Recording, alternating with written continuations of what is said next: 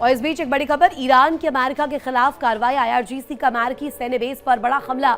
Jordan में अमेरिकी सैन्य बेस पर अटैक किया गया है। आईआरजीसी ने जारी की मिसाइल हमलों की तस्वीरें और इसी के बाद ये आंकलन रखा जा रहा है जिसमें ईरान की अमेरिका के खिलाफ ये बड़ी कार्रवाई मानी जा रही है। आईआरजीसी का अमेरिकी सैन्य बेस पर यह हमला, जॉर्डन में अमेरिकी सैन्य बेस पर अटैक किया गया है। बाकायदे आईआरजीसी ने जारी की है ये मिसाइल हमलों की तस्वीर। एक और बड़ी खबर इस बीच जो कि सामने आ रही है वो आपको बताते हैं, ईरान का बहरीन में यूएस सैन्य बेस पर अटैक सामने आया। इस वक्त विस्फोट ब्रेकिंग, सबसे बड़ी ब्रेकिंग शेख ईसा एयरबेस पर ड्रोन अटैक का दावा। निशाने पर पावर जनरेटर्स, नेविगेशन सिस्टम और अन्य इमारत है।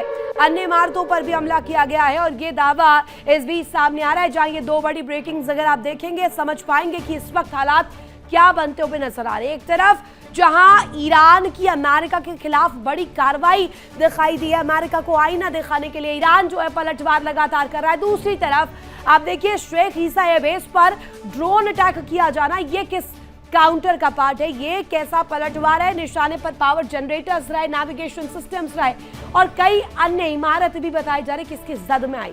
हमले का दावा इन इमारतों पर भी किया गया। अब ये दो तस्वीरें आप देखेंगे तो इस वक्त शांति कहीं से दूर तक भी आपको नजर नहीं आएगी। एक तरफ आईआरजीसी का रुख, दूसरी तरफ अमेरिका पलटवार उस हमले का करता हुआ नजर आ रहा है। एक और बड़ी खबर इस बीच, ईरानी संसद के स्पीकर गालिबाफ का यूएस पर बड़ा आरोप सामने आया। अमेरिका रोजाना करता है नया अपराध। केशम द्वीप में आम लोगों के घर पर हमला किया गया। देखिए बहुत बड़ा आरोप है ये गालिबाफ का। गालिबाफ कह रहे हैं सिविलियंस को टारगेट किया जा रहा है। मिनाब पर हुए अत्याचारों का सिलसिला है और ये अपराध अमेरिका को भारी पड़ेगा। गालिबाफ इस बाबत बात रखते हुए नजर आए। मिडिल ईस्ट में अमेरिका और इजराइल भले ही दावा कर ले कि उन्होंने ईरान की क्षमताओं को खत्म कर दिया है, शून्य कर दिया है, भले ही वो ईरान में तबाही फैलाने के दावे कर ले, लेकिन हकीकत यह है कि इस युद्ध में ईरान खाड़ी का सुल्तान बनकर उभरा है और उसके खौफ की वजह से खाड़ी के देश दो फाड़ होने की कगार पर पहुंच गए हैं। कैसे और क्या स्थिति इस वक्त बनती हुई नजर आ रही है, दिखाते खास रिपोर्ट में आपको।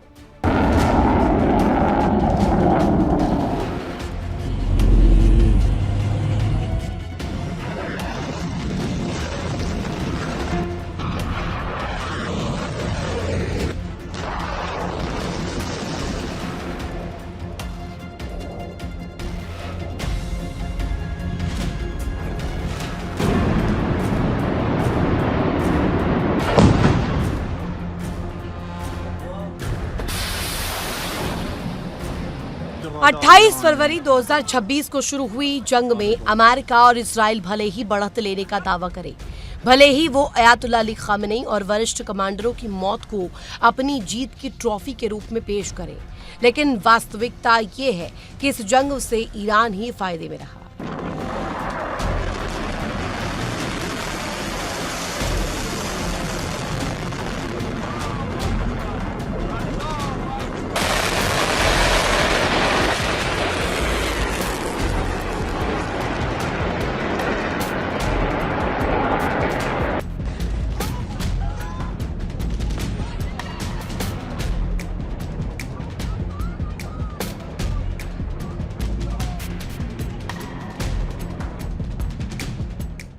युद्ध में ईरान के पलटवार से खाड़ी के देशों को उसकी ताकत का एहसास हो गया। इस युद्ध ने ईरान को हॉर्मूज का बेताज बादशाह बना दिया, यानी दुनिया के करीब 20% तेल और गैस की सप्लाई पर ईरान का कब्जा हो गया।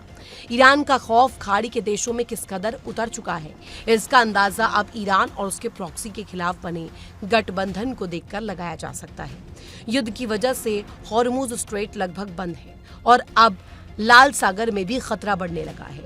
लाल सागर में लगातार यमन के हूती आतंकियों के हमले बढ़ते जा रहे हैं। बढ़ते खतरे को देखते हुए सऊदी अरब समेत 14 देशों ने एक गठबंधन बना लिया।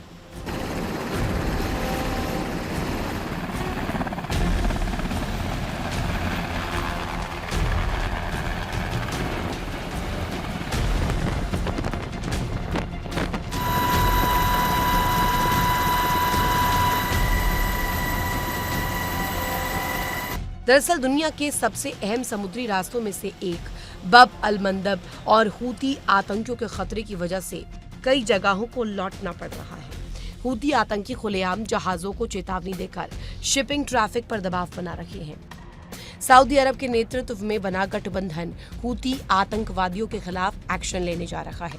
इसका मकसद लाल सागर के रास्ते शिपिंग ट्रैफिक की सुरक्षा सुनिश्चित करना है।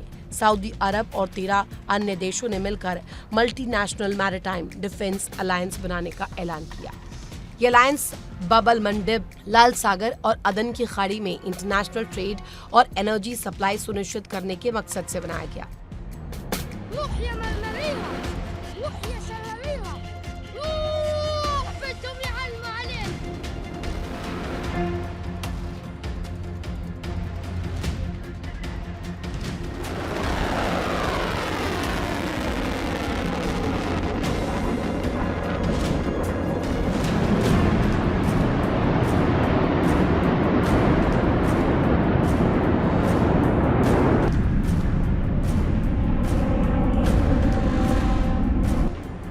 हूती आतंकियों के खिलाफ बने नए गठबंधन में सऊदी अरब, कुवैत, बहरीन, कतर, टर्की, मिस्र, Jordan, Pakistan, Bangladesh, Yemen, Djibouti, Somalia, Sudan और कोमोरोस शामिल हैं। गठबंधन को लेकर सऊदी अरब का कहना है कि भविष्य में अन्य देशों के लिए गठबंधन के दरवाजे खुले रहेंगे।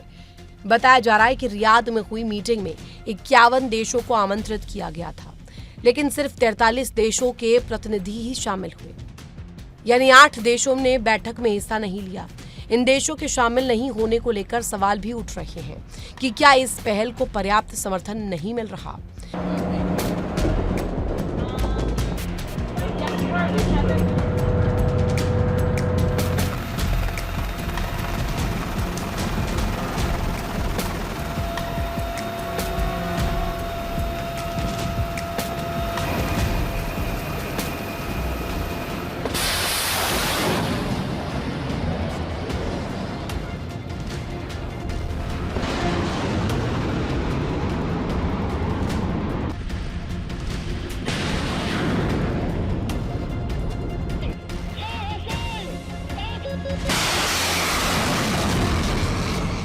सबसे बड़ा सवाल संयुक्त अरब अमीरात यानी यूएई और ओमान की गैर मौजूदगी को लेकर खड़ा हो रहा है, क्योंकि ये दोनों ही देश खाड़ी क्षेत्र में सुरक्षा और समुद्री व्यापार से सीधे तौर पर जुड़े हैं। फिर भी ये दोनों ही गठबंधन शामिल नहीं हुए। माना जा रहा है कि दोनों ही देश ईरान को नाराज नहीं करना चाहते। खास बात ये कि बैठक में यूरोपीय संघ यानी ईयू के प्रतिनिधि भी मौजूद थे, जबकि यूरोपियन यूनियन पहले से ही लाल सागर में अपने नौसैनिक मिशन के जरिए जहाजों की सुरक्षा कर रहा है। फिलहाल ये साफ नहीं हो पाया कि सऊदी के नेतृत्व वाला नया गठबंधन और यूरोप का मौजूदा मिशन आपस में कैसे काम करेगा और दोनों की जिम्मेदारियां कैसे अलग होंगी।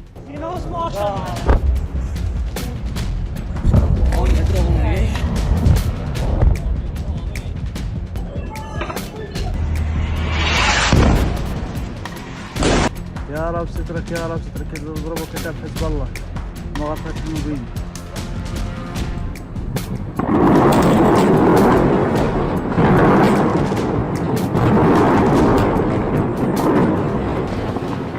नए गठबंधन का संस्थापक सदस्य सऊदी अरब बताया जा रहा है।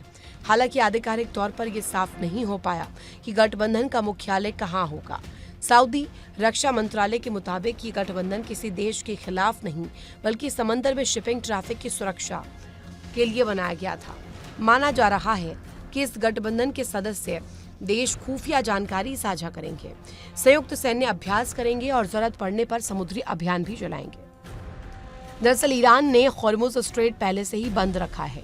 यही वजह है कि सऊदी अरब ने तेल निर्यात का बड़ा हिस्सा ईस्ट वेस्ट पाइपलाइन के जरिए पूर्वी तेल क्षेत्रों से सीधे यानबू बंदरगाह तक पहुंचाना शुरू किया। यहाँ से उसका तेल लाल सागर से होते हुए पूरी दुनिया में जाता है, लिहाजा उसकी हॉर्मुज स्ट्रेट पर निर्भरता काफी कम हुई।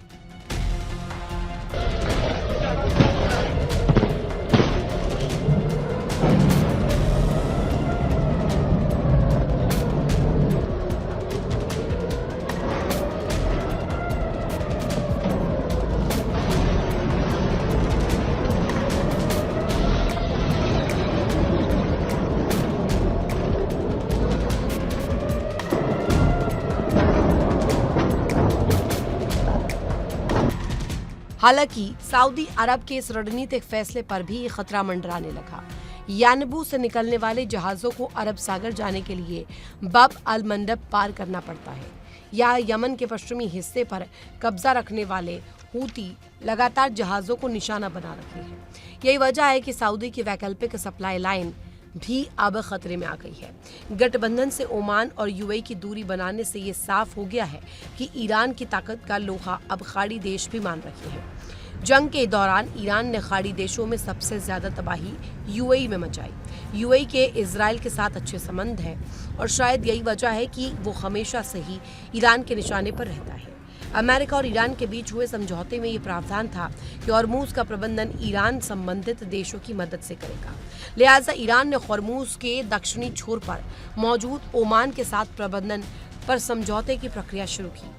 ओमान पहले तो जहाजों से फीस वसूलने के विरोध में था, लेकिन बाद में वो मान गया। यमन में हूती आतंकियों के खिलाफ अमेरिका और सऊदी अरब की सेनाएं कार्रवाई कर रही हैं। सऊदी अरब और हूती आतंकियों के एक दूसरे पर हमले लगातार जारी है। हूती लगातार सऊदी अरब पर हमले कर रही हैं, तो सऊदी सेनाएं लगातार हूती आतंकियों को जवाब दे रही हैं। सवाल ये उठ रहा है कि ये गठबंधन ईरान और उसके प्रॉक्सी संगठन हूती के खिलाफ बना। इसका मकसद लाल सागर और बाब अल मंडब पे शिपिंग ट्रैफिक को सुरक्षा देना है। लिहाजा ये ईरान का गुस्सा जरूर बढ़ा सकता है। ऐसे में क्या खाड़ी देश ईरान के हमले झेलने की स्थिति में है? Bureau report, India daily.